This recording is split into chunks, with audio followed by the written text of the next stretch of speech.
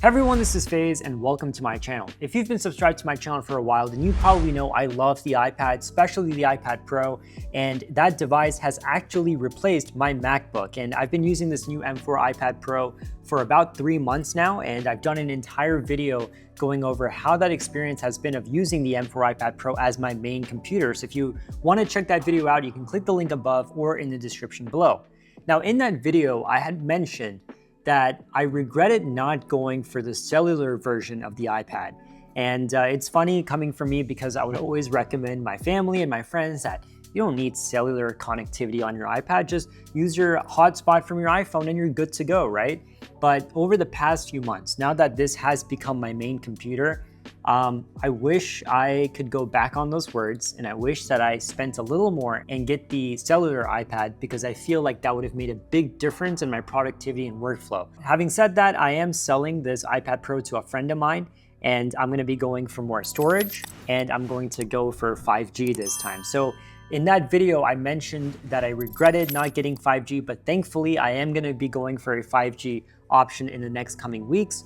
And in today's video, I'm going to expand on why I believe that you should go for 5G on the iPad. Now, I admit that it is kind of pricey to go for the cellular option for the iPad. Before, I think Apple charged around $130 if you wanted cellular on your iPad.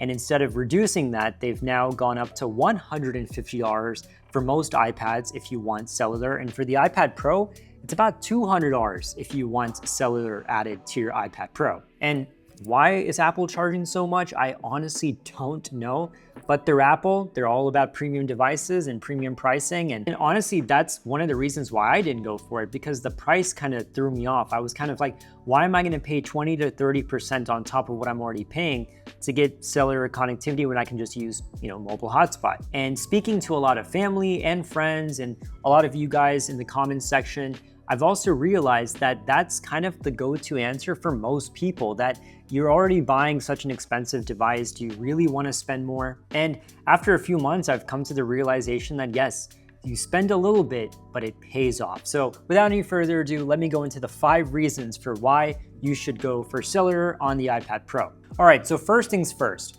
The iPad is a very durable product. And when I talk about it being durable, I don't necessarily mean that it's hard to break. I mean, it is kind of hard to break.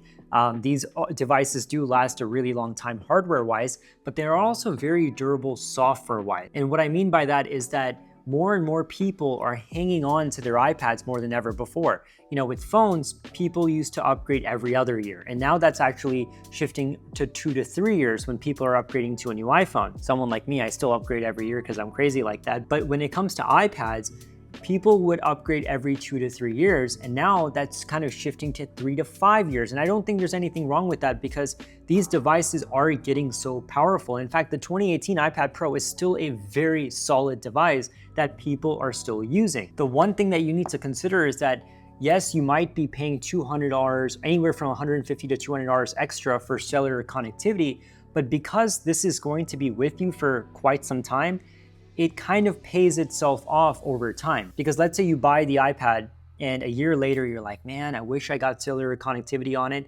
Well, you kind of have to buy an all new device, right? Whereas if you get cellular connectivity with the iPad from day one, and let's say you're embracing the remote work life or you're traveling a lot and you really wish you had 5G everywhere you went, well, it's kind of hard now because you already bought the device. It doesn't have the antennas built in, so now you have to buy an all new iPad to get that, right? And whereas if you just get 5G from day one, you don't have to activate it all the time. There's no contract that you have to sign where you have to be using 5G for a year or 6 months or anything like that. You can turn it on 1 month and turn it off the next month. So that is one thing I want you guys to understand, that if you are going to be holding on to this iPad for a long period of time, then maybe it's worth adding in that additional 5G connectivity so that you're kind of future-proofing yourself. And speaking of future-proofing, this leads to my second thought, which is you are going to be online all the time. And that's not a bad thing because in today's day and age,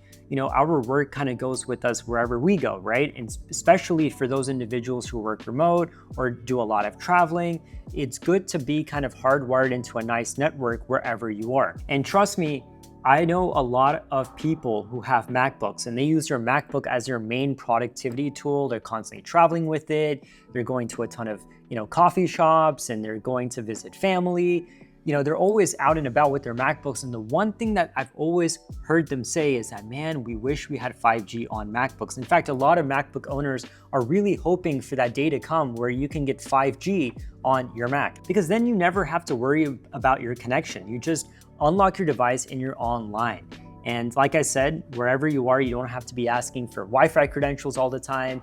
And a lot of people might say that, oh, we have Wi-Fi everywhere we go. I put an asterisk next to that, because a lot of places where you might go, you might have to put in credentials to get into their Wi-Fi network, right? And also, if you do get into their Wi-Fi system, how secure and strong is that Wi-Fi connection, right? There's been a lot of times where I'm trying to do Zoom calls and I'm at a coffee shop, and there's so many people also plugged into their Wi-Fi that it's very, very slow. And I've had to disconnect from their Wi-Fi, get my iPhone's hotspot, which sometimes that isn't even reliable, just so that I can be online. So getting 5G is one less of a hassle. And like I said, when you're online all the time, you don't have to worry about finding the right network or hoping that your phone's hotspot might make it through.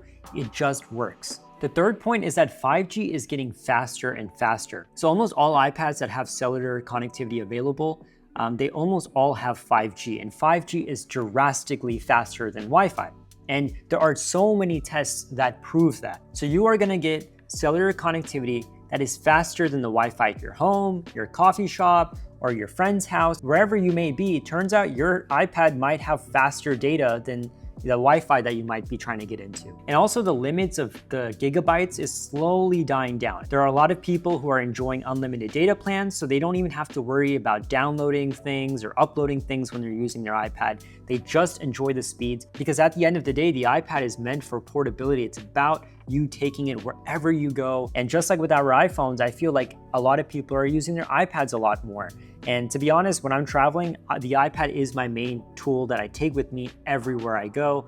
Not just because I want to get a lot of my work done, but sometimes I like to read books on it and stream shows and movies and stuff like that, check up on my emails.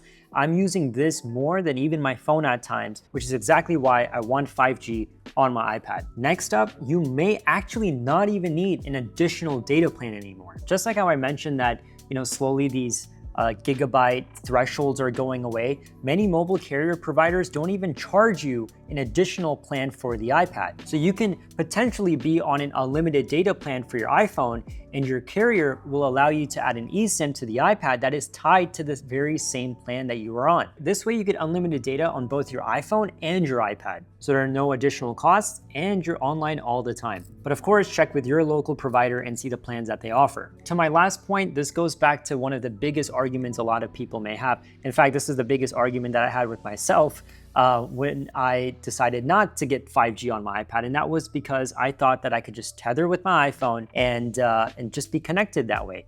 But here's the thing: using your iPhone as a Wi-Fi hotspot gives you the worst connectivity ever. Yes, it's very easy to connect your iPhone's Wi-Fi hotspot to your iPad, but it doesn't always work. Sometimes I have to restart it. Sometimes I don't have the best connection. It's always a hassle to be depending on my iPhone for using Wi-Fi. Second, it's kind of slow. And sometimes it gets so slow where I'm like, I don't even want to use this hotspot anymore. It's useless. The third thing is that it drains your iPhone battery. So if you're trying to get some serious work done and you really want to look things up, or you're trying to stream stuff on your iPad, if you're tethered to your iPhone's battery is going to drastically die down. And also, the iPad actually has better antennas than your iPhone. iPad is bigger and has better cellular antennas in general. And I've tested this many times myself on my friends' iPads, and I actually got better internet speed than my iPhone. And also, as a bonus tip, you can also use your iPad as a Wi-Fi hotspot for your family. So